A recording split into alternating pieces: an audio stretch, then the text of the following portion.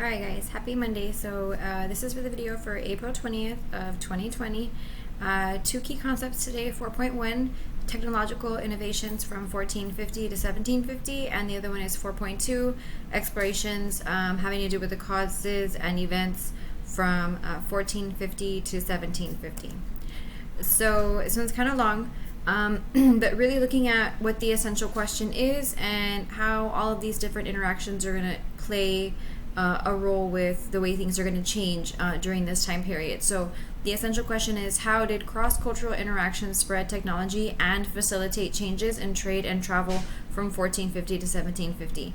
That word facilitate just means make easier. So basically, how did cross-cultural interactions, so how did people mixing, talking, blending, intermarriage, relationships, religion, all of this different kind of coming together, how did that, plus the spread of technology, so new inventions, help make it easier for things like trade and travel to occur during this specific time period?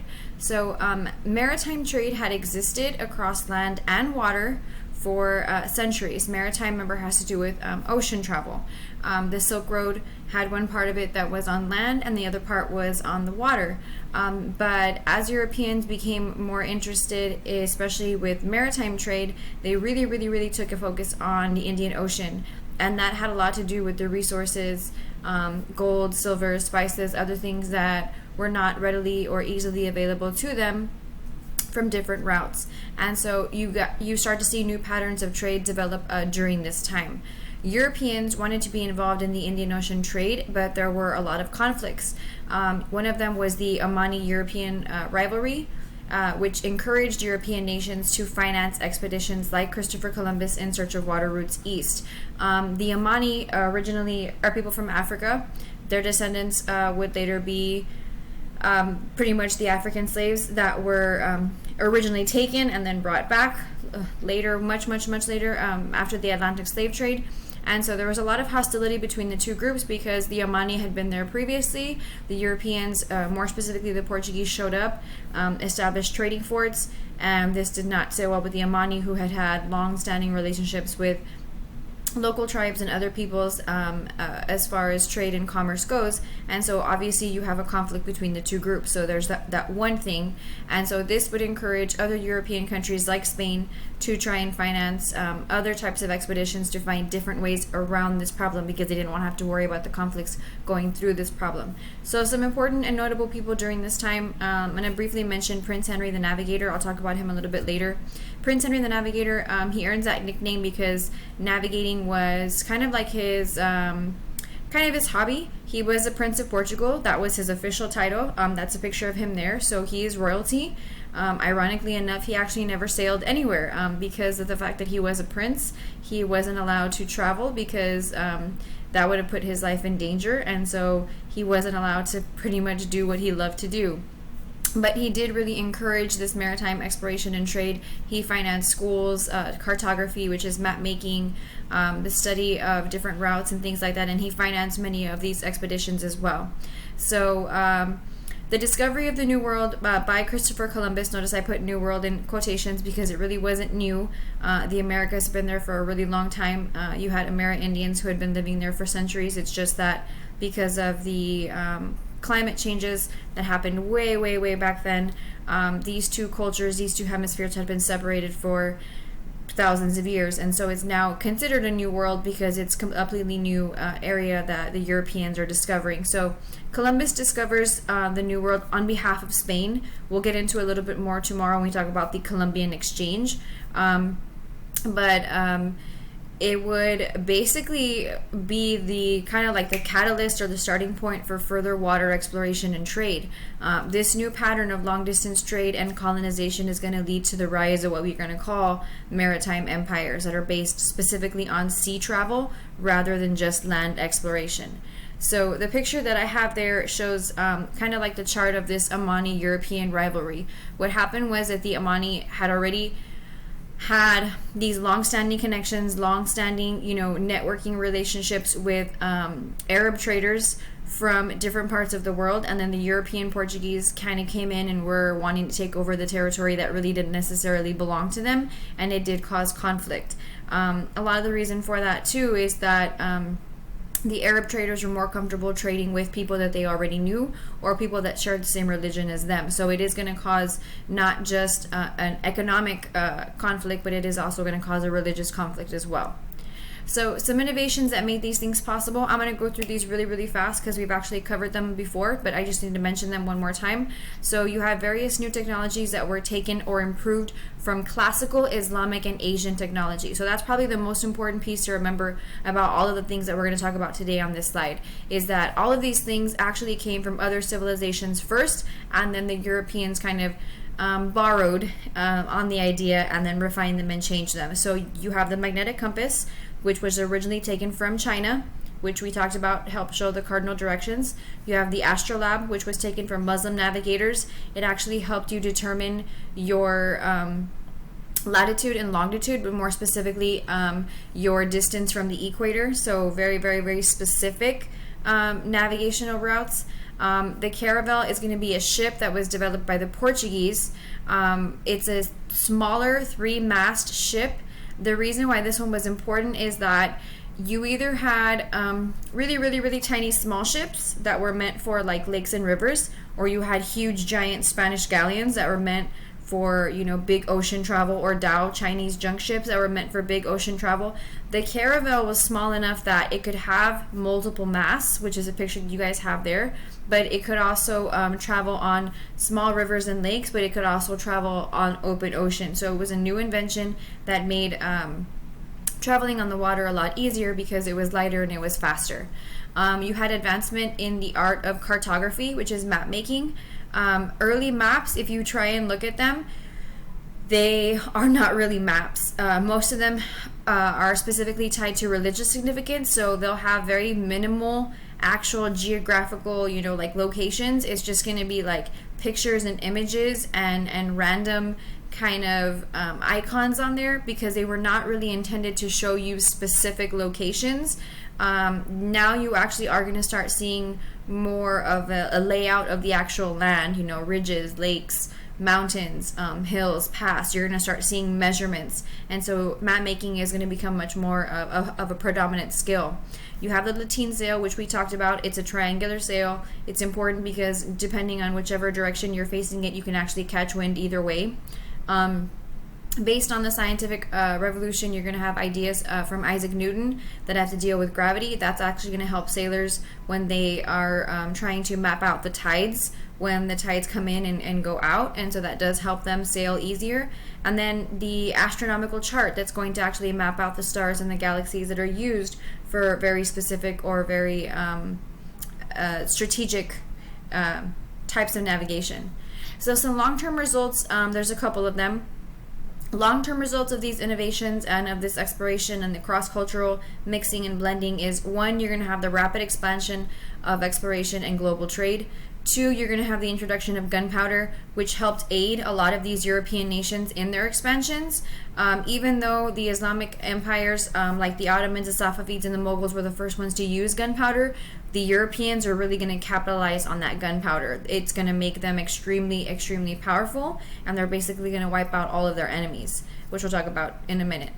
Also, these interactions among various cultures inside and outside of Africa is going to bring lots of intensive trade and new technology to Africa, which has been pretty much closed off for much of this time. They really only traded with select groups of people, and so now all of this mixed or blending of all these different cultures is going to create like a doorway for syncretism. I'm trying to think of the word, sorry. All right, so and also the successes of European nations is going to encourage places like Russia to help consolidate and to grow its military. Consolidate means to bring it together, bring it closer, make it stronger. All right, so now we get to 4.2. The essential question for 4.2 is, what were the causes and effects of the state-sponsored expansion of maritime exploration? Really complicated question, what it's asking. Causes and effects, and it says state-sponsored expansion. So this means that if it's state-sponsored, the government is directly responsible for this. The government the kings, the monarchs, whoever is in charge is the one that's funding these expeditions, and they are the ones that are also receiving the benefits from these expeditions. These are not private, they're not done by companies or independent explorers, they're all state funded, state sponsored. So a little bit of background: at the beginning of the 1400s, Italy actually controlled all the waterways between Europe and Asia. Going back to the story I told you guys of Marco Polo, he was an Italian merchant trader who wrote down all of his travels between him and China. Italy had a monopoly on the trade in the Silk Road, in the Indian Ocean, in these areas. And it was very, very hard for anybody else to get a leg in. And so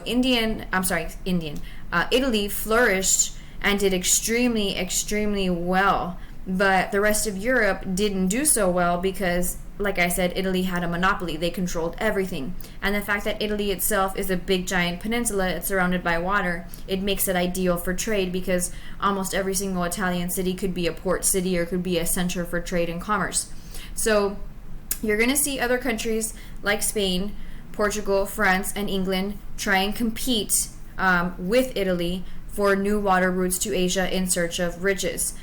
In search of European dominance. They wanted to be in charge. And then in search of new places also to spread Christianity. So you guys actually probably learned this, I want to say maybe in 8th grade, the 3 Gs. Why did anybody go exploring in the first place? Gold, glory, and God. So there's a typo there, my mistake. It should be gold, glory, and God. Then you have mercantilism. You have the discovery of gold and silver in faraway places. They're not really that faraway places. It's mostly North America and South America, but it's far away to Europeans. So in North America, you have Zacatecas, which actually happens to be in Mexico, and then in South America, you have Potosí, which happens to be in Bolivia at the time. They find these 2 huge giant silver mines, which helps the economic output of these 2 countries pretty much explode. And it would drive Europeans deeper and deeper and deeper into the global exploration game because they think that there's more of these mountains full of riches all over the place. The definition of mercantilism or mercantilism, depending on how you pronounce it, is that it's an economic policy designed to maximize exports and minimize imports. So again, really fancy definition, but what does that mean? It means that your job, let's just say you're from Spain, is to sell Spanish products. Sell Spanish products and sell Spanish products only, because if you're selling Spanish products, you're getting all of the money directly from all of those products that you're selling. You do not want to be selling French products because then that money is going to France. So mercantilism, the idea is that you sell the product that belongs to your country and you minimize the products coming out from other countries so that you yourself receive the maximum amount of profits and the other country gets a little piece of the puzzle. Some early explorers that are really important during this time, they all happen to be Portuguese because the Portuguese were the first ones to kind of venture out and travel out. So I already mentioned Prince Henry the Navigator. He was royal, so that's why he's called Prince Henry. He's the guy at the top. But like I told you, he actually didn't go anywhere himself. He just earned the nickname. His main function was to finance all of this travel. So he was the money behind all of these new expeditions to all these water routes to the east. Then you have Bartholomew Diaz. Bartholomew Diaz was actually the first one to sail around the tip of Africa, and I'll show you that map in a minute. He's the guy right there. He's actually holding an old version of what a compass might look like. And then lastly, you have Vasco da Gama, who probably sailed the furthest. He sailed even farther east than Diaz. He made it all the way to India. The Portuguese ports in India is going to be the first step towards the creation of the Portuguese trading post empire, which is going to be important in a minute. So the picture that you guys have there is a picture of Vasco da Gama, and I have told you the story before. He traveled from Portugal, so as you can see, it's the darker purple lines, the one that has the dots, like that's scattered, that's his way back. So looking at the darker purple lines first, he's traveling along the western coast of Africa. He makes it all the way to the bottom, to the most southern tip of Africa, and it's called the Cape of Good Hope. Originally, it was actually called the Cape of Storms, and that was actually the name itself was given by Bartholomew Diaz because of the land and the territory. It was such tumultuous, it was very nasty weather. Since Vasco da Gama was actually able to make it around the coast, it becomes the Cape of Good Hope, because remember, the Indian Ocean has much smoother waters, so it's a lot easier to travel, especially because of the currents. If you can figure out those monsoon winds and you can figure out the currents, especially the months, it'll really, really help you. So it's considered a sailor's ocean. They would change the name from the Cape of Storms to the Cape of Good Hope, and that would actually be King John II of Portugal. He'd be the one to make those changes. Portugal does become a trading post empire, and that's going to be really, really important. So the Portuguese are going to maintain dominance for a really, really long time, or at least a long time in terms of trading post empires. You'll see that these rise and fall very, very quickly, but they will be the first, and they will hold it probably for the longest, second to England. So it begins in the early 1500s. At the time, they had superior weapons. And they also had superior navigational technology. And all of that has to do with the major things, I'm trying to think of the word, the major innovation that was happening in the world, especially when it came to maritime travel, was happening in Portugal. When Christopher Columbus wanted to study and he wanted to learn how to do all of these things, he went to Portugal. He himself was from a different place, and some people say his original name was Cristobal Colon. But he went to Portugal to go study, and he actually approached the Portuguese first, but they turned him down. And so it wasn't until he went to the Spanish that they were the ones to finance his campaign. But Portugal was in the lead in terms of weapons and in terms of navigational technology. So you have some famous people, plus the ones I already mentioned. You have Alfonso de Albuquerque. Sounds familiar because New Mexico, Albuquerque, named after him. He wins a very, very famous battle against the Arab traders, which would actually grant them access to the port of Malacca. That's super important. So Malacca is like the doorway to the Indian Ocean trade routes. And so by winning this city or by winning this territory, it grants them direct access to the Indian Ocean trade. And so it's a very pivotal moment for the Portuguese to gain control of this location. And it would allow them to dominate not only the Indian coast, but also the African coast as well. The Portuguese would then travel further to China. They didn't change China much. China was pretty much set in its ways. However, they did take along with them Christian missionaries that will spread Christianity to China.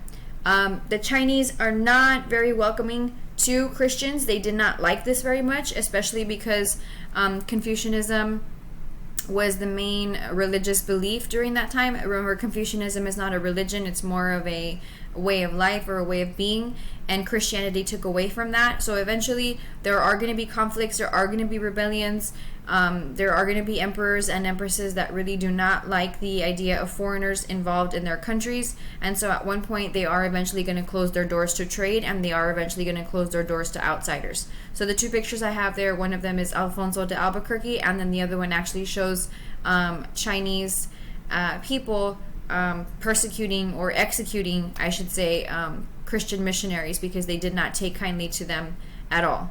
Part of the trading post empires was to make sure that Portugal stayed on top. And so just the way Italy had created a monopoly on trade, Portugal wanted to create a monopoly as well. So their goal was to now create these trading posts. I'm going to say that in quotations because they weren't really trading posts, they were forts. They were like military forts. They were very fortified, they had cannons, they were high walls. Some of these walls were 18 feet thick. And at first, the locals are like, I wonder why they need all these weapons. Yeah, it's because they were trying to take over. And so they would develop these trading posts along India and Africa. I'll show you a picture in a minute.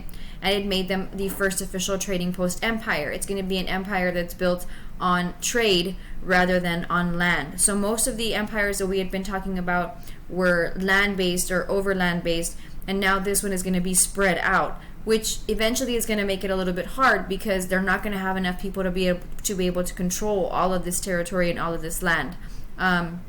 They are going to have to try and restrict trade to those who are willing to buy a permit. So the Portuguese are actually going to be the first ones to create what's kind of known as a passport. You had to have a passport to be able to travel. You had to have papers, you had to have documentation. If you were caught on the ocean and you didn't have documentation, the Portuguese could pretty much blow you out of the water, which is really, really dangerous. And it's going to cause an environment for piracy. So the pirates are going to eventually kind of try and come in and take over. So a couple of pictures. One of them is an early map of a Portuguese city slash fortification slash trading empire. So you can actually see where they would have built a wall scaled around it, scaled around the architecture, protecting things that they found valuable, things that they deemed important. The other one is a painting or a drawing of a North African city, because remember, they didn't just control the Indian coast, they also controlled the African coast at the time. So the one on the right that you see is probably a little bit more historically accurate, because it was someone's drawing of what it looked like from far away, or from what this city looked from far away. And you can actually see the Portuguese caravels in the water right by the port city.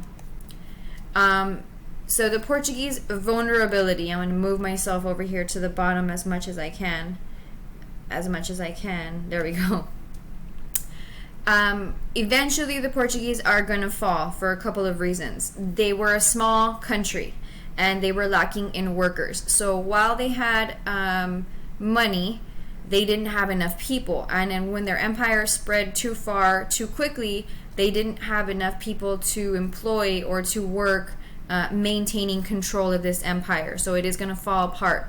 You're also going to have corruption by merchants and government officials. So I mentioned this passport system, this permit system. You have to have papers, you have to have documentation that says you have permission to be on the ocean, to permission to travel from this city to this city.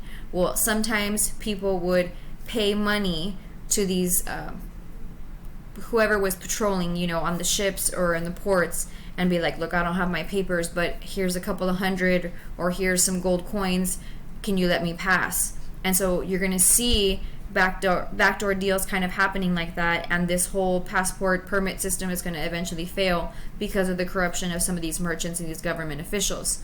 In the 17th century, you're actually going to see the Dutch and the English emerge as two rival powers. So the Dutch were very, very calm. We'll talk about them also in a minute. But the English, who had been really busy fighting with each other, have now done or are now finished fighting with each other. They were going through their own set of religious wars, Catholic, Protestant. They're done with all of that. They've got peace, they've got stability, and now they have money to spend. And so they're looking to expand as well, especially to colonize to new places. And so the English are really going to give a Portuguese a run for their money. So they're going to be overpowered in India, and they're going to be overpowered in Malacca as well. At one point, the Portuguese will try to go to Japan the same way they tried to go to China, but it is not going to end very well for them, as you can see from the picture there, because the Japanese, like the Chinese, did not like Christians at all, or foreigners in their country. They are eventually going to close their borders, and they did persecute Christians in a very brutal and violent way. So, Spain and the Philippines and the lure of riches. Let me move myself back there. Okay. Spanish ships. Okay, so the Portuguese were the first ones to go out and travel and explore and find all these places. However, the Spanish ships were the first ones to circumnavigate the globe. And that's going to be made possible with the expedition of Ferdinand Magellan, or his real name, Ferdinand Magallanes. But Spain would annex a little island in the Philippines known as Manila, and they would basically turn it into a super huge commercial center, and many Filipinos would actually convert willingly to Christianity. It would become like a hub or a center for Spain, for trade, for commerce, for education, for religion, for a whole bunch of things. And so that's why a lot of people in the Philippines will have Spanish last names, because of all the blending, because of all the mixings, and why many of them still today, or even to this day, remain Christian. Spain was still looking for a waterway to Asia. They wanted to find more gold, they wanted to find more silver. They made it to the New World. They almost gave up, because when they came to the New World, they didn't actually find any gold or silver. They had heard stories like the city of El Dorado, where the streets are paved in gold, and yet they didn't see it. However, what they did find was an abundance of Amerindians, like the Inca in South America and the Aztecs in Mexico, North America. And so what eventually happened is, when they realized that they didn't have an abundance of gold or silver as far as wealth goes, there was an abundance of people, especially those that didn't die from the disease that they brought. So what eventually happened is that they enslaved the American Indian people which were the early Aztecs and the Incas, and then they began selling them and using them for slave labor to grow crops and to harvest valuable goods. So the left picture on the left, is a picture of the Philippines. It's not one unified piece of land. It's a whole bunch of little tiny islands all blended together, all mixed together, and Manila is kind of right in the middle, and it does become, like I said, a Spanish center for trade, commerce, learning, a whole bunch of interesting blending things between the two cultures. The other picture is supposed to depict the Aztec fall from the Spanish. So when the Spanish land in Mexico, they land at several times, but one of the most famous explorers is Hernan Cortez, and you can see him on his brown horse in his silver armor right here. There was a legend that the Aztecs believed that their god Huitzilopochtli was going to come back to them, and he was going to I guess kind of save them, if you will, kind of like in the way of a messiah might save them. And so the Aztecs have made many enemies. Remember, they were a tribute nation, so if they conquered you and they conquered your tribe, you became a slave or you became a prisoner of war. And so they made a lot of enemies in their territory. On top of that, they also practiced ritual sacrifice, and they did a whole bunch of things, and they're known for being savages. That's what the Europeans say, at least. Well, there was a neighboring tribe, and there was a woman part of this tribe. I can't remember her actual name, but she's given the nickname La Malinche. She basically makes a deal with Cortez and tells Cortez this legend about the god coming back to Mexico and saving the people. So Cortez actually plays himself off as a god.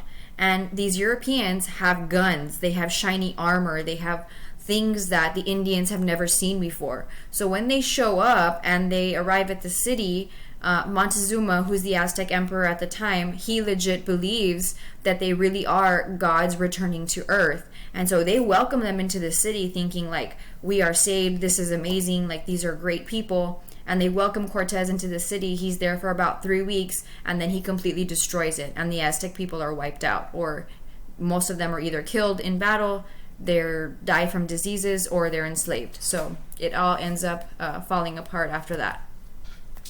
The effects of Spain's new empire is going to be that with the discovery of those 2 silver mines that I mentioned, one in Zacatecas in Mexico and then the other one in Potosí in Bolivia, China is going to quickly buy into the silver trade. Silver is going to become like the #1 currency in the world at the time. Silver is transported on these big giant Spanish ships. These ships are called galleons. They're much, much bigger than caravels. They're pretty much kind of like what you would see in Pirates of the Caribbean. They're huge. And they would transport European silver for Asian luxury goods. And then the Chinese government is actually going to shift completely to using a currency completely based on silver, which is important for Spain at the time. It's going to add a lot of wealth to them. But like everything else, when you have too much of something, it doesn't become as valuable as it once was, and you're going to have inflation. But that's going to be later. So silver will be a dominant force for a long period of time, or for a good period of time. It's going to make Spain and Europe insanely rich. So much so that Spain is going to actually have to reinstate the Mita system. The Mita system is something that we talked about that the Incas used. In the Mita system, like you served, 2 years and you worked for the government, and then once your time was up, that was it. You weren't called on upon anymore. They couldn't ask you to do anything. They couldn't ask you to work or anything like that. And it was more like a community service type of policy. The Spanish are going to use the Mita system and basically make it a slave system. So in the Inca Empire, you're going to have Francisco Pizarro, who's going to go in there and create this, well, not create, but he's going to copy and re-implement this system, and it's going to be more of a system of slavery, basically. French exploration.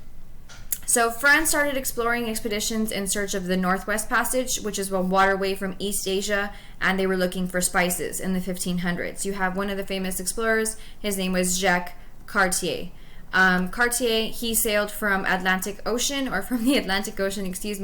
to the northern United States. He didn't find a water route to Asia, but he did claim part of what is now Canada for France. And so eventually, France realized that they don't really need to go to Asia because there is this whole brand new land that is undiscovered that has a bunch of resources in North America that they can just use for themselves. And so France actually becomes very heavily involved in the fur trade, and they give up their exploration for looking for water routes to Asia. They find a new land anyway, they find resources, we might as well stay here, and they decide to stay there. So this is why a lot of Canadians today even claim French heritage. They say they're French Canadian. One of the territories most famously is Quebec. So Quebec is actually established as a French fur trading post. Many of the missionaries actually tried to convert the natives to Christianity, and some were successful, not all, but some. And another thing that makes the French different from others is that the French rarely settled permanently. They liked to move around. They were simply businessmen. They traded furs. And this actually helped create better relationships with the natives. The natives don't have a concept of private property. So to them, land doesn't belong to anyone. And so the way like other Europeans come and they settle and they put their flag and they say, you know, this country now belongs to King so-and-so or Queen so-and-so, blah, blah, blah. The French really didn't do that. They went and they took what they needed and then they moved. Very similar to the way other American Indians would have done so too. And so the relationships between the two were much more civil than other counterparts, especially in terms of the British. The British are going to show up and their settlements are going to take off like a rocket ship. So on the map that you guys see there, you have the early European explorers. France is in the blue. So if you can tell from that map, the map is pretty much North America. If you can see from the map, the French, controlled huge amounts of territory of North America. And the darker pink is Great Britain, so pretty much just what you see on the 13 colonies, or what you guys are more familiar with the 13 colonies. In the purple, it says territories ceded by France to Great Britain by a treaty. So at one point, what you see in the purple belonged to France, and then it was given to the British. And then what you see in the south, in the bottom and southwest corner, in the orangey color, tan color, is going to be what belongs to Spain. All right, English exploration. So England also began to take a role in exploring. So as soon as they were done fighting with each other, they began to explore. There was a famous explorer, his name was John Cabot, the guy at the top. He would claim lands in the New World, but England at one point was unable to defend themselves against a very strong Spanish armada. So in order for England to get out of the area and to go to the New World, they basically had to go through Spain or around Spain, and the Spanish Armada would set up like a blockade. Eventually, the Spanish Armada is defeated in 1588. That's during the time that Queen Elizabeth is the queen. The king at that time was Philip II, and he was pretty much kind of shamed into stepping down. And so the Spaniards have to kind of just like, in a way, to put their tail between their legs and take a step back, and then the English are allowed to kind of go out and settle and go out to different places.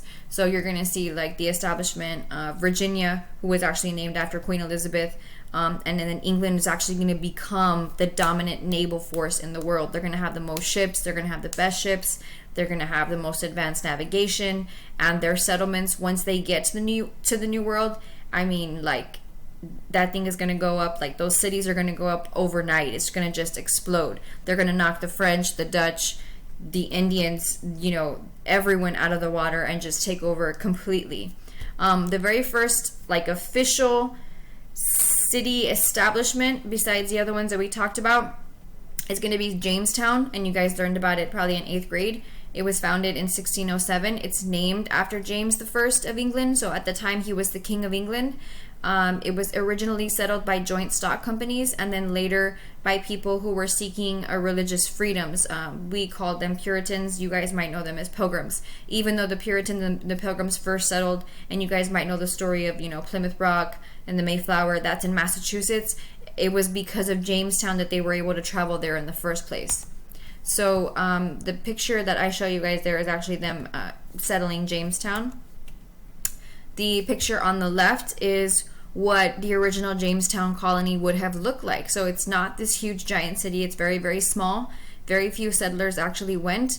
It was mostly men and a couple of their wives. It was very, very dangerous. They weren't sure. They didn't know anything about the natives. And so they sent out a few people at first to kind of settle, to kind of start it off. And then eventually more people would make the journey, because it was about a 3 to 4 month journey, and it was very, very dangerous at sea. The other picture that you guys see is a picture of, it's supposed to be the first Thanksgiving between the Pilgrims and the Wampanoag Indians. Not the same ones in Jamestown. These are in Massachusetts. But it's supposed to depict the first Thanksgiving, the sharing between the Indians and then the new settlers that were coming to the New World. Lastly, we get to the Dutch. Sorry, my leg is falling asleep. I apologize. The Dutch. So the Dutch actually sent Henry Hudson to the east coast of North America in search of the Northwest Passage in 1609, so 2 years after the English. Henry Hudson didn't find one, but he did sail up the Hudson River. Those of you who are my CSI, SVU fans, you probably hear the Hudson River all the time because it comes out in every single episode. They always find a body in the Hudson, pobrecitos. That's because it's very close to where New York is. His explorations were valuable to the Dutch, and they claimed the Hudson River and the island of Manhattan. So the Dutch were originally the first ones to settle in that area, and they actually named it New Amsterdam. And the reason why I have New York City in parentheses is because the British are going to take this away from the Dutch, and it's pretty much done with zero violence. The Dutch are not violent people. They didn't want conflict. They didn't want a war. They just kind of said, can we stay here? And the British were like, yeah, you can stay here. And so the British took it over in name, took it over in power, took it over in all concepts, except that they let the Dutch stay there. And so this area and this territory becomes a very large, prosperous part of the location because of the river and the Hudson River Valley that's flowing in that area. So as you can see from the map, it flows. New York is way, way, way, way on the bottom. Then you have Rockland, Westchester, and then it goes further up north to other territories, almost all the way to the northern parts. The most important part to remember is that it's the Hudson River Valley. So there's lots of life, there's lots of fertile land, there's lots of things that people can live and do and settle in this area because of where it is. And then again, the Dutch pretty much just give it up without a fight. So the picture you guys can see there is pretty much the English just kind of telling the Dutch, we're taking it over, you need to kind of just step aside. Your exit ticket, it's already up on PowerSchool. It's a long night, guys. And I was grading all your assignments. So everything up in the gradebook, everything up in PowerSchool should be accurate. The only thing that's not in the gradebook right now is the DBQ, and that's because not everybody has turned it in. So make sure you turn in your DBQs, because I'm putting those grades in this week, and that is an exam grade. Your exit ticket is already on Google Classroom. I already uploaded it. Your job is to answer the 2 essential questions that we covered during the lesson for today. And so it's actually due on Wednesday. So I will give you guys a 2-day window to make sure you guys go ahead and turn it in. You can turn it in to me in a separate Google Doc, or you can edit the document that's already up there on Google Classroom. Hope you guys have a good Monday, and I will see you later. Bye-bye.